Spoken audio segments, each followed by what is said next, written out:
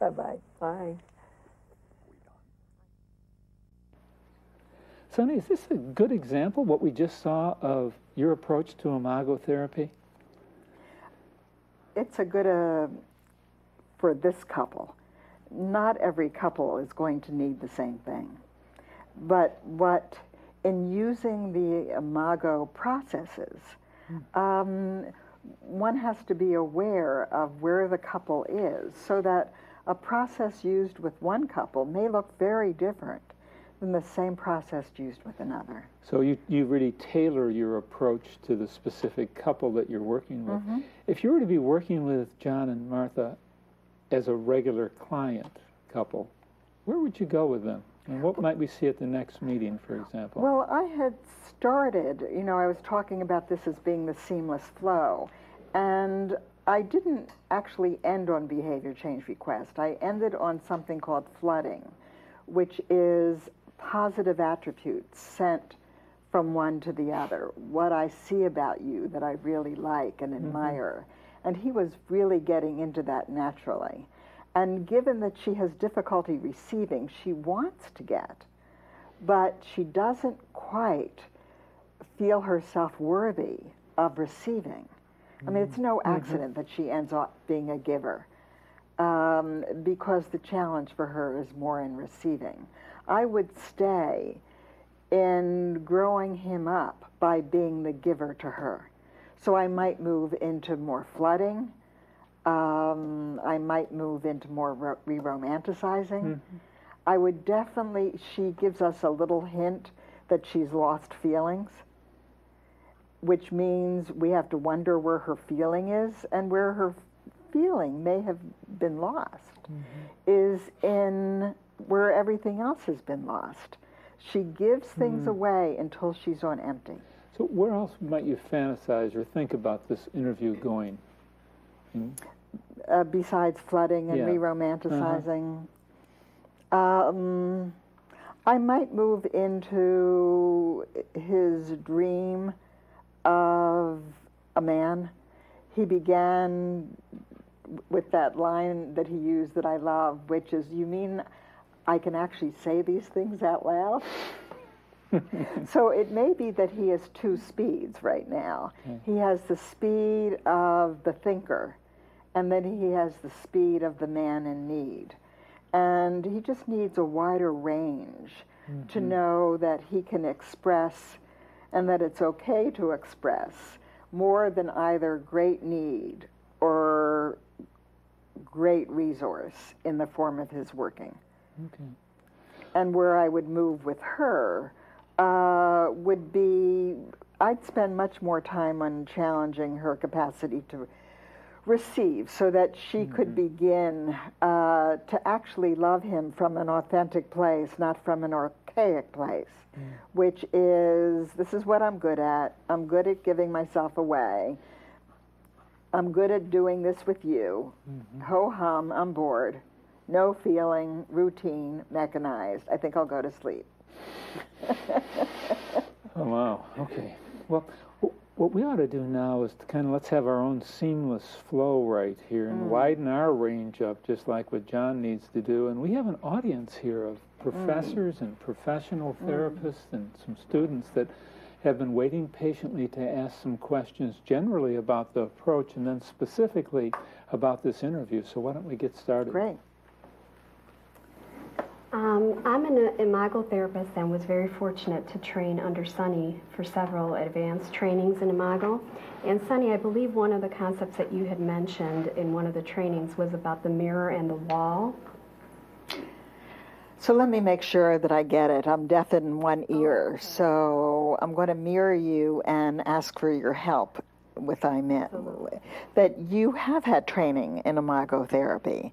And one of the things that you've heard is about the mirror and the wall. Right. And so your question is if you can say a few words about the wall particularly, or, and maybe looking at how that would apply to this couple that we just saw. So you want to know what the wall means particularly and how it would apply to this particular couple? Great question. Given that imago therapy believes in making requests rather than criticism, and given that criticism is used as a form of complaint for all of us in this culture, most of us in this culture, we want to empower the person not only by making requests, but by being able to make differentiated statements. That while mirroring is essential, if you're asked or if you're spoken to in a way that is not respectful, does not go along building equality, where both people can exist, then you want to consider sentences that are more wall-like, which is, it's not okay for you to talk to me like that. Can you find another way to say it? So it's helping the partner know that you want to be in relationship, that you can't hear it in this form. And let's go back to the drawing board and find a way that I can really hear it. Okay, good.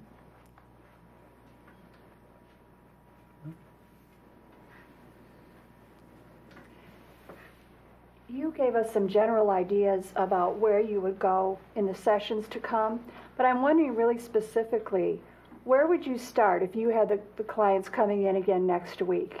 Is there a strategy? You go from her to him and back and forth, or what? How do you do that then?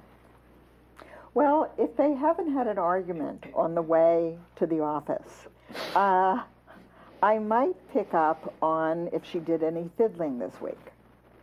And when she said, well, I practiced then, I might say, oh, you're talking about that kind of fiddling. Because I want to let them know that I'm open to a conversation around sexuality as well as around the violin, given that she's lost feelings. So I would say any fiddling this week, and get him to go to how he responded. Did she get it? How did he know that she got it? What was it like to really get the attention that you long for? Because she's in the position of longing for attention in protest that all of the attention goes to him, but not used to really getting the attention, and she will deflect it. So would you use the same technique? So you would start out, and that would kind of be what you're looking for. Do you do like an interviewing process and then move into the mirroring technique? It sounded like with this one that you might have talked to them and gotten some idea about where they were at before you started. Yeah. You know, it's possible to do it so many different ways, but I do have a preference for doing that because I want to be on their wavelength. They don't really, I need to be enough in control of the session to know where I can best steer them to get the most out of the session. So I need them kind of talking. And I might pick up a particular sentence and say, fabulous sentence, take that into dialogue.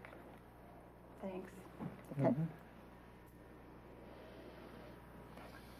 When you said, you kind of made some comment about if they didn't have an argument on the way in, because I was thinking that you said you would want to do it to re-romanticize and stay on the positive. So if they did have an argument, would you focus on that, or would you stay with what you were saying about the positive and the fiddling and the sexuality? So what I like about your question is it makes me think, what would I do? I would stay with where they are on the frustration, the upset, but I like seamless flow a lot. So I would be looking for some other affect, whether it's the grief that the couple who had such hopes and dreams for this relationship found themselves missing connection.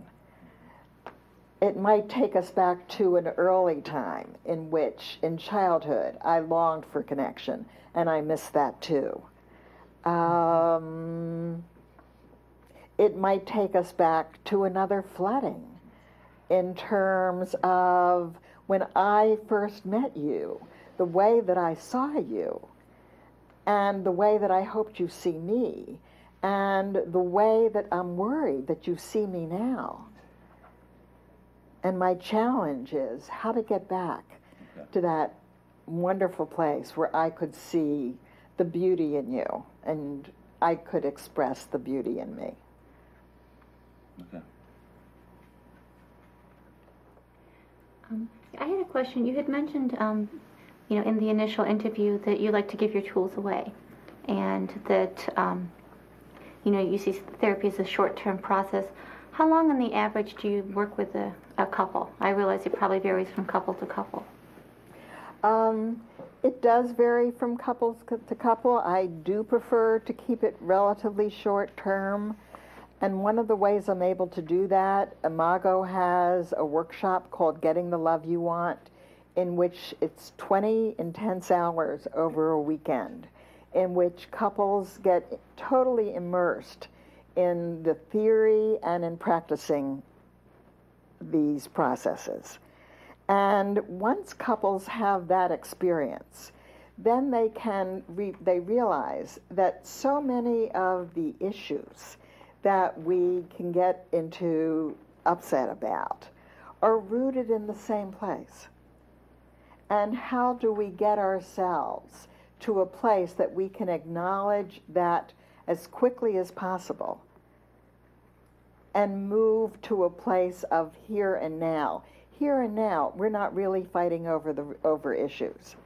The issues are the metaphor for the needs not met much earlier. Okay. So you wanted to know about time. I would say 6 months to a year. Could be shorter. Mm-hmm.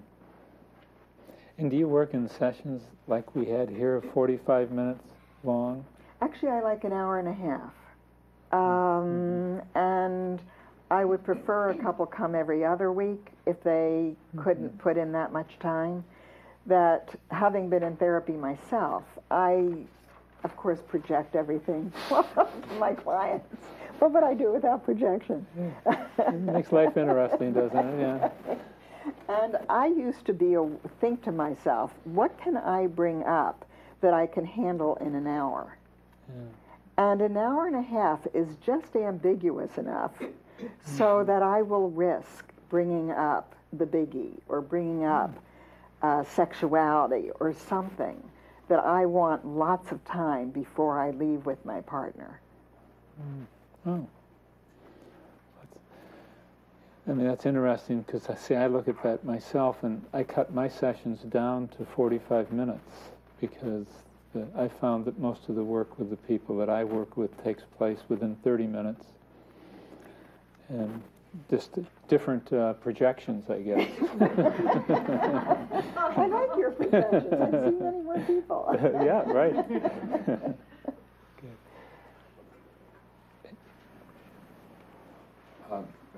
A couple comments. First of all, I love that you demonstrated not just the Imago stuff, but some basic Gestalt techniques about language and corrected it to say I, and when past tense to bring it into the present tense. Those are still so useful.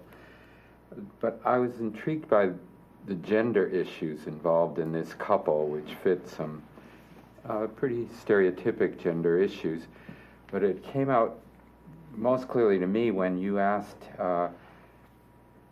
what's in it for him. I think it's pretty common that the real stretch and the real thing that a man gets out of couple therapy is to really be involved in the other. And when you keep assuming that it should be selfish, that's not the stretch for a man because they've had more chance to develop their own identity, especially in the generation of this couple. While for the woman, the stretch is to stay focused on her own needs. Any comments about that? Yeah, he is, when I asked how many sibs he had standing in the hall, he has 11. and he's number 2A. In other words, he's a twin. And what he said spontaneously was that he hears all these people who want to go back to the womb, and he wouldn't want to go back there with his brother for anything. And it's a detached biologic family that he doesn't get to see for whatever reasons. So I see him as a man who really wants connection, and that's what you're saying. But in his wish for connection, it's with a certain desperateness. And he goes at it with the affect of grief, which pulls out her only reason for being, she thinks, is to take care of others. And I need him to find something in himself other than his grief, because there is much more to him. I mean, he turned out to be a phenomenal guy. But when your way of making connection is only through tears or through the ability to think, which he has, one doesn't recognize all the other parts of the self that need to be seen and addressed. So it's fine that he looks at himself and says, what about this part of me? What's in it for this part of me? Particularly the expressive self that's expressing something besides grief. That's the part that he did name in the tape, yes. I have a question about how you might work with a couple that's maybe making some progress but have children. Would you ever have them bring children into session? Would you ever help them in relating to their children differently, in really using some of what they've learned to enhance their own relationship? Yeah.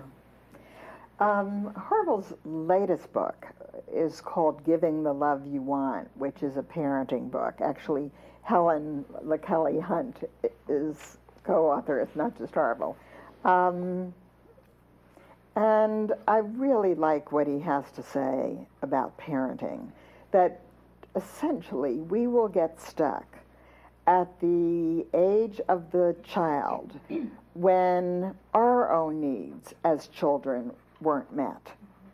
And when needs aren't met, it triggers reactivity because it reminds us that I now have to give to a child or do something with a child in which I feel unprepared, inadequate, or I feel that I'm giving myself away to this child who's not even grateful, or just whatever the mind comes up with.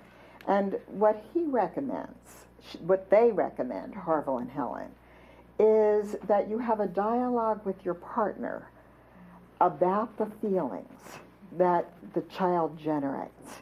Because without the reactivity, human beings can think so clearly about how to love well. So you wouldn't ever have them bring their children in, but you would work with them and encourage them? I personally wouldn't. Yeah. That one of the major things that therapists tend to know about children is the best thing you can give a healthy child is a healthy set of parents. Thank you. And a few dollars. Going back to the gender issue, I was wondering if the problem, if it sometimes is with the same-sex parent, and how that would play out in a couple's therapy. It's the same thing. That it may be that the view is that the father was X negative and the mother was Y positive or something like that. But it's fine to have a parent-child around the positive aspects of what it was like living with me. That we want people to recall it all. Because the child actually carries the traits of both the positive and negative attributes of the caretaker, as well as looking for the positive and negative traits in their partner. The purpose of which is to recreate childhood, and then we can finish it once we become, the journey to consciousness is the journey to finishing childhood. Do you ever recommend individual counseling for one of the partners, or do you do everything as a couple? I've never recommended individual, but I know that there are imago therapists that I respect who do. And the ones that I respect that do feel like they finished the couple's work and the relationship is solid as a couple. And only then would they recommend individual work for something that doesn't appear to be relationship-centered, career, etc., counseling. You know, Sonny, as I'm hearing people talk, I'm starting to think, do we really need imago as therapy? It seems like these problems are just universal, and we really just should have imago education, you know, and just train people in this. Yeah. Well, I do think that imago education can do something in addition to imago therapy. It's not one or the other, it may be both. That there are so many people out there who not only are hungry for what imago does, which is really speak to the human condition in relationship, and that there needs to be a vehicle that can deliver that information. And that vehicle doesn't need to be therapists. It can be clergy, it can be educators, it can be a lay leader.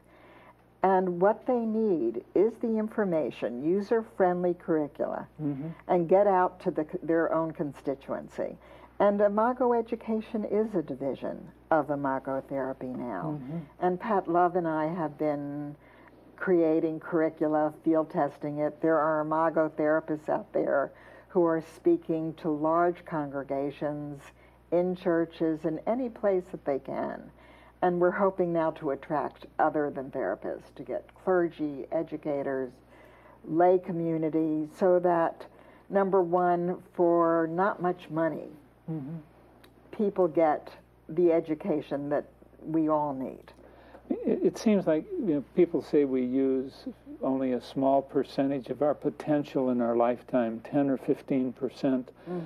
And it seems like an imago educational curriculum can almost be evolutionary and move us into just a whole different level of development if we knew what to do with the person we picked as our partner, other than just beat each other up. Yeah. Well, the curriculum is very interesting. They're true stories of couples, people in relationship, or singles wanting to be in relationship. And what's interesting about following the true story is that you get to hear how in nature someone can create rupture and how it's possible to create connection after rupture. Oh, okay. Yeah, wow. Okay. I'm wondering if there are certain conditions under which imago therapy would be contraindicated, at least maybe temporarily. Certain conditions under which imago therapy, I think whatever would be contraindicated for therapy would be also contraindicated for imago therapy. So you don't want to try and do therapy with someone who is currently using. That could be shame-provoking for that person. So like you want using drugs or alcohol. using drugs okay. or alcohol. A lot of us are using our partners. But Yeah, that's, right. If someone is a rageaholic, that could set them up to feel shame, because there needs to be a journey to containment. In other words, the person in the receiver role may not be good at containment, may be highly reactive, but if they react to everything and anything, which is a stimulus to set off a rage, you're really setting up a shaming situation. So I'd like to see that person in some kind of other resource to feel the normal tendency to be reactive and get help with that, and understanding that, then come into imagotherapy.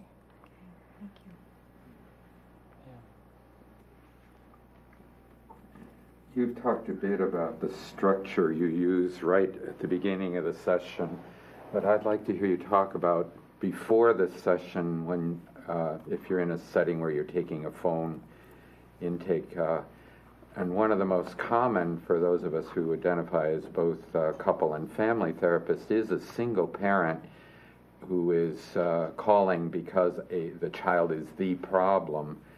How do you deal with that in terms of relationships, and do you bring other significant adults in? Well, I think there are better people than me for that. That I do think that I have a specialty, which is working with people in relationship. Now, this is a relationship with a parent and child, so certainly that's a relationship. But I personally would not feel comfortable for a young child to mirror their parent. So what I might have to do is I might have to coach the parent to mirror the child, and then I would mirror the parent. So that's possible. But given that I so enjoy working with couples, I've been lucky. And I tend to work with either singles in small groups or with couples. But Imago does lead towards that. It would have to be designed that way. Regarding the session itself, one of the things that I noticed that you did, excuse me, after Martha said that the dad would get jealous when she would do things that took away from him, you turned to John and then you summarized to him what she had just said about feeling lost and fearful that she would disappear. And then you asked him to ask her if there was a particular time, but you directed that summarization to John rather than to Martha. And I was kind of wondering about your purpose in doing it that way. There was no purpose. I think what you were saying was an anxious therapist. Anxiety, okay. You too? Yeah, me too. I was kind of wondering as I was watching it, though, that to take the focus off and put it onto him so he could think about that, I thought maybe that was giving her a little bit of space to think about it. So I thought in that sense it might have been kind of effective not to have the direct interaction between you and her, so that she could have a little space with it as she heard you reflect it. So. Well, you're so kind. I think it has more to do with my own self-absorption, that if I understand it, that's all that matters. That's good to know for those of us who are students. Thank you. Sunny, going back to your themes of safety and aliveness, I mean, I think you have a wonderful way of providing a container and embracing both partners in the couple to come forward and creating a very safe environment. And I really was able to see an aliveness in John. Mm-hmm. I mean, when he came, I really saw him kind of robotic. Mm-hmm. And if you look at the end as he was, gifting Martha, with these compliments that, she struggled to receive. Mm-hmm. But you could feel the aliveness there. Is that typically what you see with Only if I'm really lucky. But it certainly was something I was going for. It's like I was saying to one of the other folks over here, is that he's going down the wrong path, hoping that the tears will get him meet his needs, give him the nurturing needs. And he's overlooking how he, in creating aliveness for her, he gets the gift of aliveness. which is really what the human being wants, rather than to stay in grief. So, you talk about being lucky, and, our mutual friend Pat Love tells me you have more therapy stories than anybody she knows. Tell us a story about something that was pretty dramatic that happened in therapy that really almost surprised you.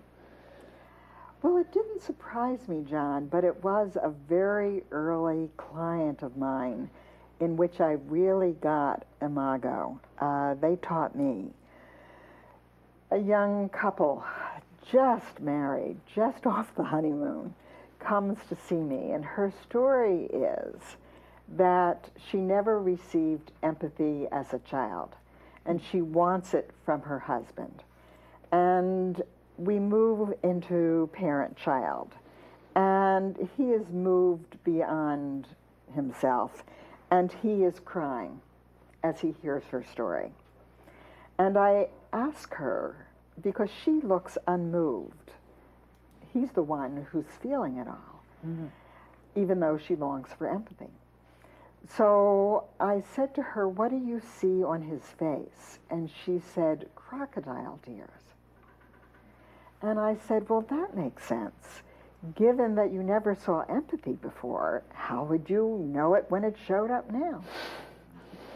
And seeing them over a period of time, he would then start coming into the office with his arms crossed and sitting frozen. And when I asked him to describe what the words went with the arms, he said, damned if I'm going to give her empathy. She doesn't use it anyway. And so I got to see imago, which is how, after the romantic period, we must do something larger, which is recreate the agenda of childhood. She is now in relationship with a non-empathic man, just like she was in relationship with non-empathic caretakers. And now the task is... The honeymoon was over. But the real work was beginning. The exciting work was beginning. Reframe this, John. Okay. Yes, that's what I meant. And so now her work was how to receive empathy and how to offer empathy. And she has the perfect replication of her childhood. She's done a great job. Yeah. And he cooperated beautifully. Good choice then. Yeah. Right. Okay. Wow. Just to continue with what you just said, is it common to notice a theme with couples that seems to stand out, which becomes the work? Well, I think there's two categories of big themes. And one theme I would call the too much, too little theme, in which one partner will say of the other, she wants too much. No matter how much I give her, enough is never enough. And the return will have the flavor of, how would I know? He never gives. He gives so little. If he would give, I would be satisfied. Let him try giving. So I call that the too much and too little wounds. And then there's a category of wounds called the inadequacy or not good enough wounds. And then you will see couples into a struggle of right or wrong, as if being right is better than being in relationship. And that covers the fear, the wound, that who I am is not enough. Therefore, I have to hold on to being right. Someone modeled that for me in childhood. They didn't have a relationship either, but there was one guy or one woman who was right, and she survived, or he survived.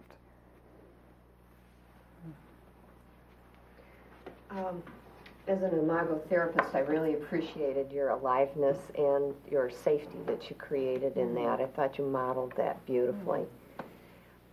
One of the criticisms that I have heard, and don't buy into, but I've heard of imago therapy is that we are just teaching the spouse to be the other person's therapist. And I'm wondering how you would respond to that. Yeah, I've heard that criticism too. And the truth of the matter is that one of the major problems for all couples is what I call fusion. And if you think that's what imago therapy is, that it's teaching each other to be one another's healer, then that would appear that we're supporting fusion. Fusion is a reactive state. It can be positive reactive in romantic love, and with the early disappointments, it then turns negatively reactive. One of the ways to begin to lower one's reactivity is to develop a greater sense of self, a differentiated sense of self. When there's a separate sense of self, one can do connection with lowered reactivity, so that we really can't afford to be just one another's healers. We can create a context for healing, but the capacity to take advantage of that context of safety and aliveness is really an individual choice. Some of us pass it by.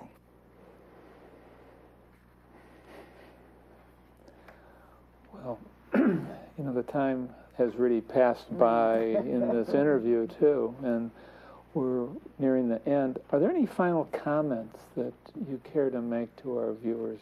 Maybe some things you didn't get a chance to say, or final thoughts you'd like to leave us with? Well, that last question really intrigued me, and I would love to go on about it. That people in their search for certainty make up what a theory or a therapy is about. And I don't think Imago is the only one that's gotten stuck with this is about that. So I'm really grateful for the question, because Imago is big enough to make room for the growth of the individual that leads to a more solid and alive and safe connection. Well, we want to thank you for being lucky to we feel lucky today to have had you here, and really for helping us on our search to have better marriages ourselves and to become better relationship therapists. Thank you very much. Oh, my.